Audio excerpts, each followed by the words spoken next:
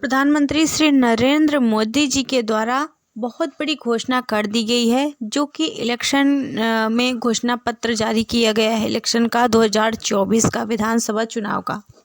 पूरी जानकारी डिटेल से आपको बताएंगे। पूरी 14 घोषणाएं की गई हैं।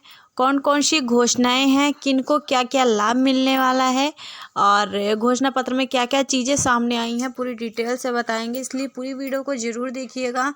चैनल पर पहली बार आए हैं तो सब्सक्राइब कर लें, लाइक और शेयर करना ना देना चाहेंगे कि विधानसभा चुनाव के लिए बीजेपी आगामी 16 नवंबर को अपना घोषणा पत्र जारी करेगी, यानी कि जारी कर चुकी होगी अभी तक। तो आज 17 नवंबर है।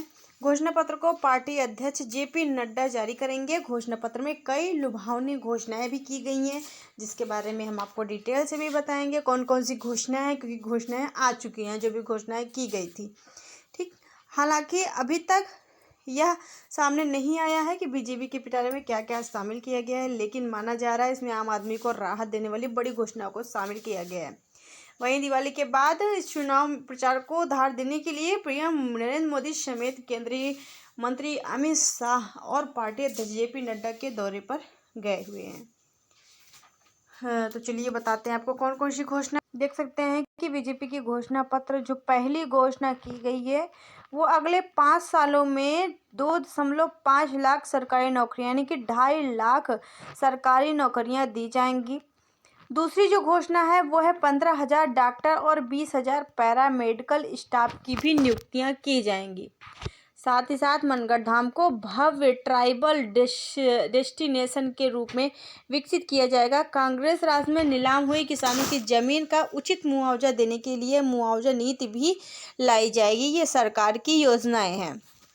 चौथी जो घोषणा है वो है मैंने आपको बता दिया कि जो भी ज़मीन नीलाम करवाई गई थी या उसका मुआवजा भी दिलाने की नीति बनाई जाएगी। पांचवी जो घोषणा है, हर जिले में महिला थाना और हर पुलिस स्टेशन में महिला डेस्क और सभी प्रमुख शहरों में एंटी रोमियो स्क्वाड का गठन भी किया जाएगा। छठी घोषणा है, पीएम उज्ज्वला योजना से सभी गरीब परिवारों की महिलाओं को 450 रुपये में सिलेंडर दिया जाएगा।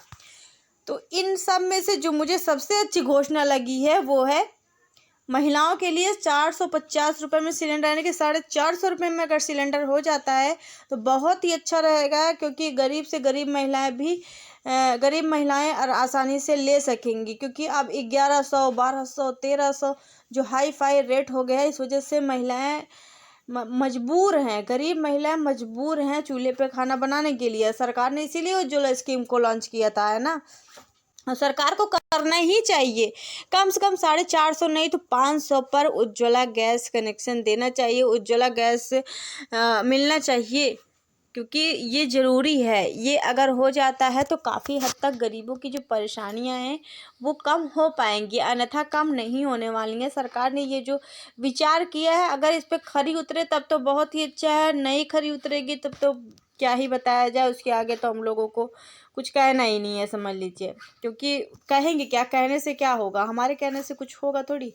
आप लोग जब तक जनता इसके बारे में अपना सुझाव या फिर अपनी बातें साझा नहीं करेगी। बाकी आप हमें कमेंट में ये ज़रूर बताइएगा कि आप क्या चाहते हैं। उम्मीद है कि आप लोग भी हमारे ही तरह यही चाहेंगे कि 450 या 450 बोला गया है, मान लेते हैं 500 में ही कर देते हैं, तब भी बहुत ही अच्छा होगा। साथ ही साथ सातवीं जो घोषणा है, आईटीआई की तर्ज पर राजस्थान इंस्टीट्यूट ऑफ टेक्नोलॉजी और AIIMS की तरफ से RIMS की स्थापना की जाएगी।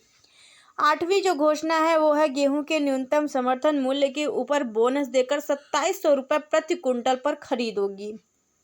नौवीं जो घोषणा है वो है प्रदेश के सभी गरीब परिवारों की छात्राओं को KG से PG तक मुफ्त गुणवत्तापूर्ण शिक्षा प्रदान की जाएगी। बाद जो 10वीं घोषणा सरकार के द्वारा की गई है वो है लखपति दीदी योजना के अंतर्गत 6 लाख से ज़्यादा ग्रामीण महिलाओं को कौशल प्रशिक्षण प्रदान करवाना, है ना।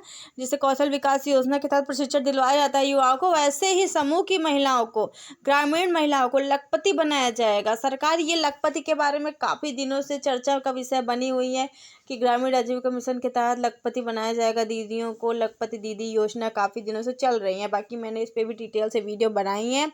जिन्हें लखपति दीदी योजना के बारे में डिटेल से जानना है तो जा करके देखिएगा एक बार हर वीडियो, क्योंकि जब तक आप उसके बारे में समझेंगे नहीं अच्छे से तब तक आपको समझ में नहीं आएगा। डिटेल से जानना बहुत ज़रूरी है, तभी आप आगे काम कर पाएंगे उसमें।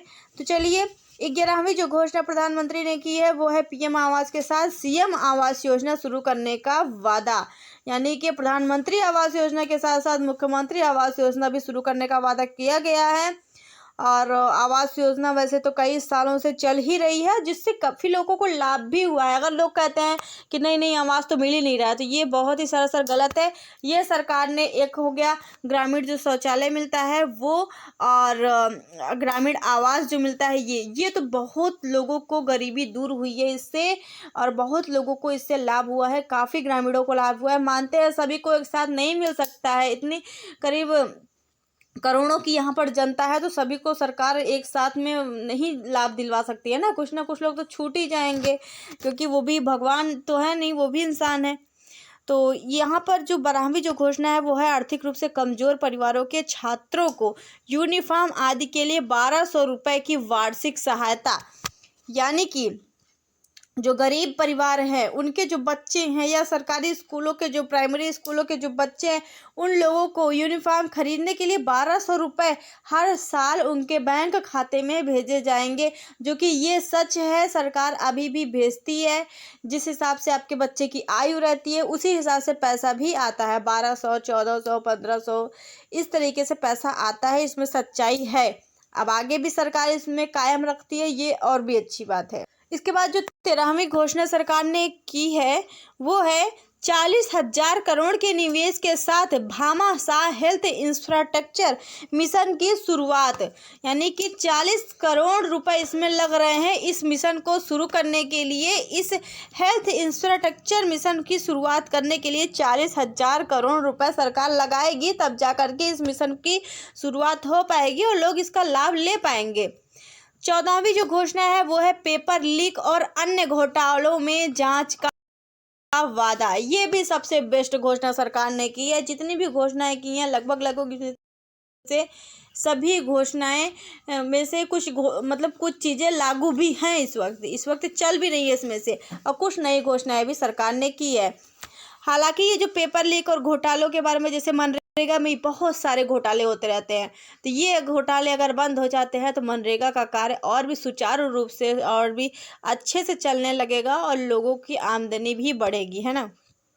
पेपर लीक की बात है तो ये भी, इसमें भी सरकार को एक्शन लेना चाहिए, और सरकार एक्शन लेगी। सरकार ने बोला है, हमारी सरकार आती है तो इसकी जांच अच्छे से की जाएगी और आगे प्रोसेस जो भी होगा।